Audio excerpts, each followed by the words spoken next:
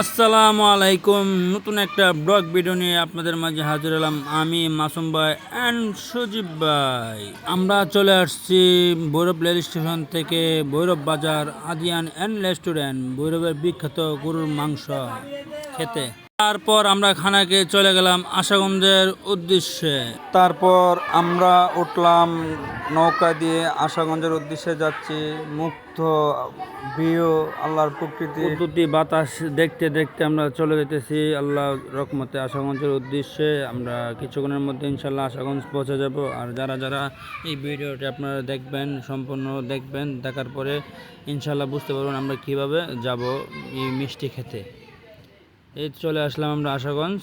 এই যে কিছুক্ষণের মধ্যে আমরা নৌকা, তারপর আমরা একটা রিক্সা নিলাম। রিক্সা নিয়ে আমরা রিক্সাওয়ালা মামাকে বললাম, আপনার লালপুর যাবেন? হ্যাঁ যাব। কত টাকা?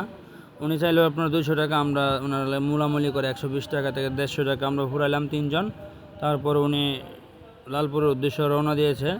আমরা দেখতে দেখতে কিছুক্ষণের মধ্যেই ঘন্টাখানেক সময় লাগবে, 1 ঘন্টা থেকে 1 ঘন্টা সময় লাগবে। দেখতে দেখতে আমরা ইনশাল্লাহ লালপুরের উদ্দেশ্যে চলে গেলাম। তারপর দেখতে দেখতে চলে আসলাম আমরা এখন ওই দোকানে, মা মিষ্টি ভান্ডার। চলে আসলাম লালপুর। আমরা সাথে সাথে মিষ্টির দোকানে ঢুকলাম। ঢোকার পরে আপনার সবাই, তারপর আমরা মিষ্টি দোকানে এই যে পঞ্চ মিষ্টি নিলাম। তারপর আমরা 3 জন, মাসুম ভাই, আমি, সজীব ভাই এবং লিচকাওয়ালা মামা সাথে একসাথে খেলাম। খাওয়ার পরে পঞ্চ পরে আবার ছানামুড়ি নিলাম, ছানামুড়ি খেলাম। এরপরে মালাইকারি খেলাম।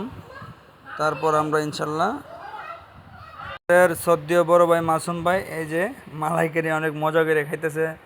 মাসুম ভাই দিকে তাকান, এদিকে তাকান। এই তো আমাদের ভিডিও ছিল আজকের এই পর্যন্তই। আপনারা সবাই আসবেন এই মা মিষ্টি ভান্ডারের মিষ্টি খেতে, অনেক মজা। সবাই ভালো থাকবেন, সুস্থ থাকবেন। আল্লাহ হাফেজ, টাটা, বাই বাই।